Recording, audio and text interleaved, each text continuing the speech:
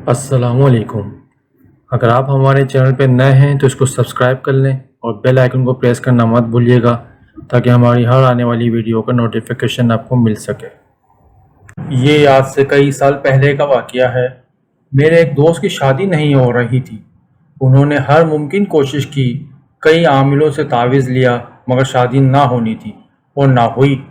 थक हार कर एक दिन वो मेरे पास तशरीफ़ ले आए। सलाम दुआ के बाद उन्होंने पूछा, आकाश भाई, मैंने सुना है कि आप भी अलमियात करते हैं, कुछ हमारी शादी के बारे में भी कीजिए। आपके होते हुए भी क्या हम कंवारे ही मरेंगे? मैंने उनसे पूछा, आखिर आपकी शादी ना होने की क्या वजह है? आप साहिब इल्म हैं।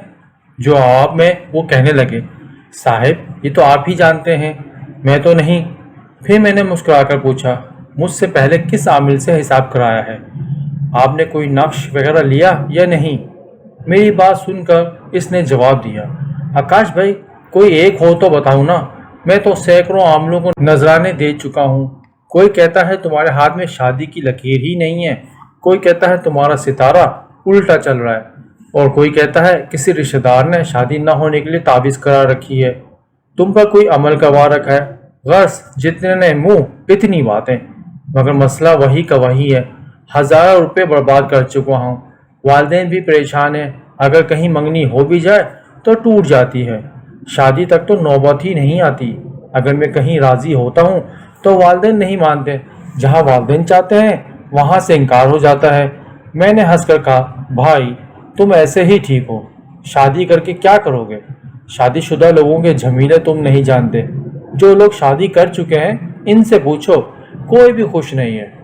मैं इनसे कहने लगा, आकाश भाई मजाक मत कीजिए, मुझे एक दोस्त ने आपके पास भेजा है और मैं बहुत परेशान हूँ। इसने पूरी तसल्ली दी है कि अगर आप इस काम के लिए राज़ी हो गए तो फिर तुम्हारी शादी को कोई नहीं रोक सकता। अब मैं आपके पास आखिरी उम्मीद लेकर आया हूँ। मैंने दिल में महसूस किया, क्या वाकई ये शख्स परेशान है? मैंने पूछा, अच्छा तुम ये बताओ कि बोला, आकाश भाई यहाँ तो कहीं भी नहीं हो रही और आप मुझसे मेरी पसंद पूछ रहे हैं। भले आदमी, जब मैं तुम्हारी शादी करा ही रहा हूँ तो क्यों ना तुम्हारी पसंदगी करा दूँ। इस काम के लिए बहुत मेहनत करनी होगी। इसने कहा, अगर ऐसा हो जाए तो मैं तुम्हें मुंह मांगा ही इनाम दूंगा। हाँ ऐसा हो सकता है, और समझो हो गया। तुम इसका नाम और माँ का नाम बताओ जिससे तुम शादी करना चाहते हो। वो मेरी कज़न है। मैंने इसका नाम वालदा के नाम के साथ लिख कर रख लिया है और इसे कहा, इतवार को 1.25 किलो शक्कर लेकर मेरे पास आ जाना। 9 चंदी इतवार कौन सा इतवार है और पहले साथ से क्या मुराद है? मैंने इसे समझाया, क्या अब जो चांद आएगा इसके पहले इतवार को 9 चंदी इतवार कहते हैं, और इस दिन सुबह सूरज निकलते ही 1 घंटे के अंदर तुमने शक्कर खरीद लेनी है, और यह पहला घंटा ही पहली साथ कहलाता है, यानी कि पहली घड़ी। ठीक है जनाब, मैं इसी वक्त शक्कर ले आऊँगा। चांद नजर आने में भी 15-16 रोज हैं। मैंने सोचा, इतने दिनों में या तो वो भूल जाएगा या फिर वक्त पर शक्कर ना खरीद सकेगा और मेरी जान छूट जाएगी। वैसे भी अमलियात मैंने अपने शौक की तस्कीन के लिए सीखे थे और ये मेरा जरिया रोजगार ना था। एक रोज मैं अभी सोकर भी ना उठा था, ये दरवाज़ा खटखटाने की आवाज़ आई। मैंने उठकर इधर से देखा, वॉल क्लॉक पर नज़र मारी। सुबह के 6:30 बजे थे। मैंने उठकर दरवाज़ा खोला तो सामने वही साहिब खड़े थे। खैरियत है, आज सुबह ऐसे तशरीफ़ आवरी? आज 9 चंदी इतवार है और मैं शक्कर लेकर आया हूँ। इसके हाथ में शक्कर का लिफाफा देकर मुझे याद आया, इसको तो मैंने खुद ही शक्कर लाने के लिए कहा था। मैंने बैठक का दरवाज़ा खोला और इसे अंदर बिठाया। फिर मैंने इसे एक शादी का अमल लिख कर दिया और कहा, इस अमल को आज रात से ही शुरू कर दो। ये शक्कर सामने रखकर तकरीबन 1 घंटा यही अमल पढ़ते रहना। तादाद चाहे जितनी भी हो, मगर इस अमल को कब्रिस्तान में अकेले बैठकर पढ़ना है, साथ किसी को लेकर नहीं जाना। कब्रिस्तान का नाम सुनते ही इसकी तो सिर ठीक हो गई। ये मुझसे नहीं हो सकता, ये तो अमल आप ही कर रहेंगे। मैं तो दिन में भी कब्रिस्तान जाने से डरता हूँ, और एक आप हैं कि मुझे रात को 12 बजे कब्रिस्तान में बैठकर अमल करने का मशवरा दे रहे हैं। शादी भी कराना चाहते हो? तुम लोग से पूछो। जी, उन्होंने शादी की हुई है। शादीशुदा लोग बीवी से तो डरते हैं मगर कब्रिस्तान से नहीं डरते। एक तुम हो। कुछ भी हो जाए जी, मैं कब्रिस्तान नहीं जाऊंगा। ये अमल मुझे आप ही करके देंगे। ठीक है, मैं तुम्हें कर दूंगा। ये 3 दिन का अमल है, इसके लिए तुम्हें 1000 रुपये मुआवजा देना पड़ेगा, क्योंकि 3 दिन मुझे छुट्टी करनी पड़ेगी। रात को जाकर मैं ये अमल करूंगा और दिन में नींद पूरी करूंगा। इसने फौरन 1000 रुपये का नोट निकाल कर मेरे हाथ पर रख दिया और कहने लगा, अगर मेरी शादी इस लड़की से हो गई तो मैं तुम्हें इसका इनाम भी दूंगा। ठीक है, अब तुम जा सकते हो और 3 दिन के बाद सुबह आकर ये शक्कर ले जाना और इसके साथ हिस्से कीड़ी, एक हिस्सा रोज वो पहली 7 में कीड़े को डालना होगा। कभी नागा या लेट ना करना। आप फिक्र ना करें, मैं 1-1 मिनट की पाबंदी करूंगा। मैंने इससे शक्कर लेकर रख ली। हमारे घर से कब्रिस्तान तकरीबन 1 मील के फासले पर। यह मुल्तान का कदीमी कब्रिस्तान है और कब्रिस्तान शाह शम्स के नाम से मशहूर है। ये काफ़ी वसी कब्रिस्तान है और इसके 2 हिस्से हैं। दरमियान में से सड़क गुजरती है।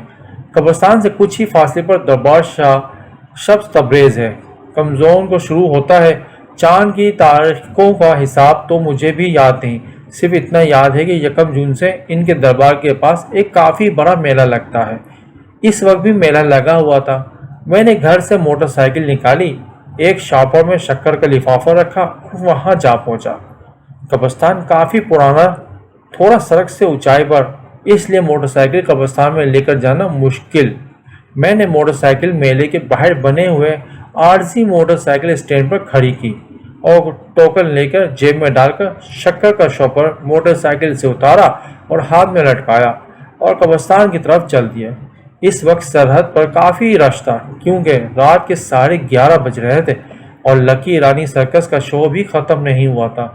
एक कब्रिस्तान में पहुंचकर ऐसी जगह तलाश करने लगा जहां मेले में लगाई गई लाउड स्पीकर पर चलने वाले गानों की आवाज़ कम से कम हो। अंदर जाकर मैंने एक पक्की कब्र मुंतखब की और वहां पर बैठ गया। अभी 12 बजने में कुछ देर बाकी थे। मेले के लाउड स्पीकरों की आवाज़ वहां कम ही सुनाई दे रही थी और वैसे भी मेले में सर्कस और मौत के कुएं वालों में आखिरी शो के टिकट भेज दिए, इसलिए जो इक्का दुक्का स्पीकर चल रहे थे इनकी आवाज़ ना होने के बराबर थी। ये चांद चंद रोज का ही था, इसलिए कब्रिस्तान में दूर दूर तक अंधेरा फैला हुआ था। एक अजीब सा सन्नाटा छाया हुआ था। कभी कभी किसी कुत्ते के भौंकने की आवाज़ सुनाई देती तो खौफ के मारे दिल उछल पड़ता और हवा भी ना चल रही थी। मच्छर अलग परेशान कर रहे थे, मगर मैं इन वीरानों का आदी हो चुका था। सैकड़ों रातों को कब्रिस्तान में आ चुका था। हर किस्म के हालात का मुकाबला करने का हौसला रखता था। जब रात के ठीक 12 बजे तो मैंने हर किस्म के खौफ को दिमाग से झटक दिया और अमल शुरू कर दिया। अमल भी बग़ैर हसार के करना था। जो लोग अमलियात का शौक़ रखते हैं वो इस बात से बाखूबी वाकिफ़ हैं कि बग़ैर हसार के अमल करना अपनी मौत को दावत देने के मुतरादिफ होता है। मगर मैं ख़तरों का खिलाड़ी था। अपनी एडवेंचर पसंद तबीयत के बायस कई बार मरते मरते बचा था। मैंने शक्कर का शॉपर सामने रखा और कब्रिस्तान के पास रखकर अमल पढ़ने में मसरूफ़ हो गया। अभी मैंने अमल आधा घंटा ही पढ़ा था कि शक्कर के पास वाली कब्र किसी खिड़की की तरह खुली और इसमें से इंसानी ढांचे का हाथ बाहर निकल आया और शक्कर उठाकर ले गया और कब्र की खिड़की फिर बंद हो गई। मगर मैं अमल पढ़ता रहा, क्योंकि मैं जानता था कि ये नज़र का धोखा है। शक्कर वहीं पर मौजूद होगी। अगर मैं शक्कर उठाऊंगा या इधर उधर तलाश करूंगा तो अमल गलत हो जाएगा। और मुझे मेरे उस्ताद ने हमेशा यही कहा था कि अमल करते वक्त ज़बान पर अमल जारी और दिमाग हाजिर रखना चाहिए, ताकि फौरी फैसला करते हुए देर ना लगे। मैं अमल पढ़ता रहा। 1 घंटा पूरा हो गया। मैंने अमल बंद कर दिया तो देखा कि शक्कर का शॉपर इसी जगह पर पड़ा हुआ था। मैंने शॉपर उठाया और अपने ही मुस्कुराता हुआ चल दिया और ठीक 12 बजे अमल फिर शुरू कर दिया। मेरे अमल शुरू करते हैं हर तरफ शोर मच गया, पकड़ो पकड़ो, चोर चोर। मैंने देखा है एक आदमी भाग रहा है और 3-7 पुलिस वाले इसके पीछे हैं। उन्होंने इसको पकड़ लिया और खूब मारा और इससे पूछने लगे, तेरे साथ कौन कौन है, जल्दी बताओ। इसने मेरी तरफ इशारा कर दिया और कहा, ये भी। मैंने एक लम्हे के लिए तो मैं घबरा गया कि कहीं असली पुलिस वाले ना हो और सारे किए किराए पर पानी फिर जाए और वही अमल को ख़त्म ना करा दे। फिर मैंने सोचा जो होगा देखा जाएगा। میں نے پھر عمل کرنا شروع کر دیا۔ وہ سپاہی سے چھوڑ کر تیزی کی طرف میری طرف آئے، مگر میں بیٹھا عمل پڑھتا رہا۔ میرے قریب آ کر وہ غائب ہو گئے اور میں خاموشی سے عمل پڑھتا گیا اور وہیں بیٹھا رہا، اور اس کے بعد کچھ نہ ہوا۔ تیسرے اور آخری دن میں پھر اسی طرح وہاں پہنچ گیا اور اپنے عمل کے وقت کے مطابق عمل کرنا شروع کر دیا، مگر خلافت توقع کچھ نہ ہوا اور میں نے عمل پورا کر لیا۔ پھر شکر کا شوپر ہاتھ میں اٹھا کر میں دل ہی دل میں خوش ہوتا چلا آ رہا تھا۔ ابھی میں قبرستان کے وسط میں ہی پہنچا تھا کہ کناتیں وغیرہ لگی ہوئی دکھائی دی۔ میں نے دل میں سوچنے لگا کہ قبرستان میں کس کی شادی ہے۔ قریب پہنچنے پر میں نے دیکھا کہ وہاں کافی لوگ بیٹھے ہیں، جن میں مرد بھی ہیں، بچے بھی ہیں، عورتیں بھی ہیں۔ دیکھنے میں وہ عام آدمی سے لگ رہے ہیں۔ ایک بڑی سی داڑھی والے بزرگ کھڑے تھے، مجھے دیکھ کر کہنے لگے، بیٹا میرے بیٹے کی شادی ہے، تم بھی کھانا کھا کر چلے جانا۔ کوئی بات نہیں بابا جی، آپ کا شکریہ۔ میں کھانا کھا کر آیا تھا، اتنی دیر میں ان کا بیٹا بھی آ گیا اور کہنے لگا، تھوڑی ہی دیر ہے بھائی جان، کھانا کھا کر ہی جانا، یہ تو خوشی کا موقع ہے، آپ کو ہم ایسے نہیں جانے دیں گے۔ پھر میں نے سوچا کہ ان کی خوشی کی خاطر بیٹھ جاتا ہوں۔ میں بیٹھ گیا۔ چلو ان کی خوشی ہے، کچھ کھا لینے سے میرا کیا جاتا ہے، یہ کوئی چور ڈاکو تو ہے نہیں جو کھانے میں بے ہوشی کی دوا ملا کر مجھے پلا دیں گے یا مجھے لوٹ لیں گے، اور ویسے بھی میری جیب میں 150-200 روپے سے زیادہ نہ تھے۔ میں کرسی گھسیٹ کر بیٹھ گیا اور اس بزرگ کا بیٹا میرے سامنے ہی کرسی پر بیٹھ گیا۔ بھائی جان اس تھیلے میں کیا ہے؟ اس نے شکر کی شاپ کی طرف اشارہ کیا۔ اس میں شکر ہے۔ اتنی رات گئے آپ شکر کس دکان سے لے کر آئے ہیں اور کیا کریں گے؟ یہ تو شکر میں اپنے گھر سے لایا تھا اس پر عمل کرنے کے لیے۔ آپ عامل ہیں؟ اس نے پوچھا۔ بس پھر کیا تھا کہ میں نے اسے بڑھا چڑھا کر باتیں سنائی اور بتایا 3 دن کا عمل تھا جو میں نے آج پورا کر لیا۔ اس دوران مجھے کئی خوفناک منظر نظر آئے، مگر میں ان لوگوں کے ہتھکنڈے جانتا تھا، یہ صرف نظروں کا دھوکہ دیتے ہیں، حقیقت میں وہ انسانوں سے ڈرتے ہیں۔ آپ اتنے خطرناک عملیات کرتے ہیں، پھر تو آپ نے عملیات کے دوران جن بھی دیکھے ہوں گے؟ اس آدمی نے پوچھا۔ میں نے ہنس کر کہا، ہاں میں نے زندگی میں ہزاروں جن بھوت چڑیلیں اور دوسری نسلیں دیکھی ہیں۔ وہ کہنے لگا، تو کیا آپ کو ڈر نہیں لگتا؟ ارے ڈر کس بات کا، ہم انسان ہیں اور انسان اشرف المخلوقات ہیں، اور یہ تمام جنات کی نسلیں ہمارے حوالے کر دی گئی ہیں۔ میرے پاس تو ایسے ایسے عمل ہیں جن سے میں جن کو بھی بوتل میں بند کر سکتا ہوں۔ جن تو میرے نام سے ہی ڈرتے ہیں۔ واقعی آپ اتنے بڑے عالم ہیں، تو پھر جنوں کو تو آپ سے ڈرنا ہی چاہیے۔ میں نے فخر سے اپنی گردن اونچی کر لی اور کہا، میرے پاس کئی جن ہیں جن سے میں کام کرواتا ہوں۔ وہ کہنے لگا، آپ کسی دن مجھے جن سے ملوا دیں، مجھے بھی جنات کو دیکھنے کا اور ان کو پکڑنے کا بہت شوق ہے۔ ضرور ضرور، میں تمہیں ضرور ملواؤں گا۔ کسی بھی تم میرے گھر آ جانا۔ اور پھر میں نے کاغذ پر اسے اپنا نام پتہ لکھ کر دے دیا۔ ہماری باتیں کرتے کرتے ہی کھانا لگ چکا تھا اور اس نے کہا، آئیے استاد جی آپ بھی کھانا کھا لیں۔ میں اٹھ کر ٹینٹ میں داخل ہو گیا۔ نیچے دریا بچھی ہوئی تھی اور لوگ چاروں طرف لائنوں میں بیٹھے ہوئے تھے۔ مجھے بھی پہلی لائن کے درمیان میں ایک جگہ مل گئی۔ ان لوگوں نے ہر آدمی کے آگے مٹی کے کنڈے پر گڑ کے چاول رکھنے شروع کر دیے۔ میں تو ویسے بھی میٹھے کا بہت شوقین تھا۔ بڑے لذیذ چاول تھے، ایسے ذائقے دار چاول تو میں نے اس زندگی میں کبھی بھی نہیں کھائے ہوں گے۔ انہوں نے کھانے کے ساتھ ساتھ پانی کے جگ بھی رکھ دیے، مگر گلاس کہیں نظر نہیں آ رہا تھا۔ پانی کا ایک جگ کچھ دور رکھا تھا۔ کچھ دیر تو لوگ کھاتے رہے۔ اس کے بعد میرے ساتھ والے آدمی نے ہاتھ بڑھا کر مجھ سے کچھ دور رکھا ہوا پانی کا جگ اٹھایا اور جگ سے ہی پانی پینے لگا۔ اس کا ہاتھ جب میرے آگے سے گزر کر لمبا ہوتا گیا، جگ تک پہنچ گیا تو میرا دل دھک سے رہ گیا۔ میرا اوپر کا سانس اوپر اور نیچے کا نیچے رہ گیا۔ میں نے سوچا، یا الہی میں کہاں پھنس گیا ہوں۔ کھانا دینے والا بھی ڈٹ کر دروازے کے پاس ہی کھڑا تھا۔ پھر تو لوگ کنڈے کے لیے ہاتھ میں ہی ہاتھ بڑھا کر اس میں کھانا کھانے لگے۔ پھر کھانے تو میں نے کیا کھانا تھا، میں تو خوف سے تھر تھر کانپنے رہا تھا۔ اٹھنا چاہتا تھا مگر پاؤں بھاری ہو گئے۔ بڑی مشکل سے ٹینٹ کا سہارا لے کر کھڑا ہوا۔ اب چلنے کی سکت نہ تھی، ٹانگیں کانپ رہی تھیں۔ میں نے کنات کا سہارا لے کر آہستہ آہستہ دروازے کی طرف खिसकना शुरू कर दिया। दरवाजे पर पहुंचा। दरवाजे पर इसी बुजुर्ग का बेटा मिल गया। कहने लगा, उस्ताद जी इतनी जल्दी खाना भी खा लिया? अब तो मुझ में बोलने की हिम्मत भी ना थी। बड़ी मुश्किल से थूक निकल कर इसको जवाब दिया, मैंने खाना खा लिया। इसके बाद वही बुजुर्ग आए और बोले, बेटा क्या बात है? मगर मेरा रंग तो जर्द हो रहा था, टांगे खौफ से कांप रही थी। लड़खड़ाती जबान से इसे कहा, मैं घर जाना चाहता हूँ, शायद तुम डर गए होगे।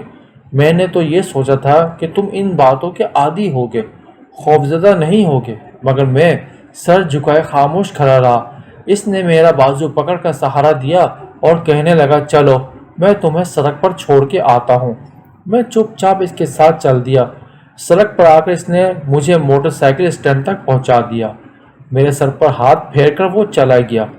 मेरे दिमाग में सीटियाँ सी बज रही थी। पता नहीं कब मैंने मोटरसाइकिल निकाली और किस तरह घर पहुंचा। सुबह आँख खुली तो काफ़ी तेज़ बुखार था। तो सुबह वो शख्स फिर आ गया। मैंने इसे शक्कर दी और तमाम तरीका इसे समझा दिया।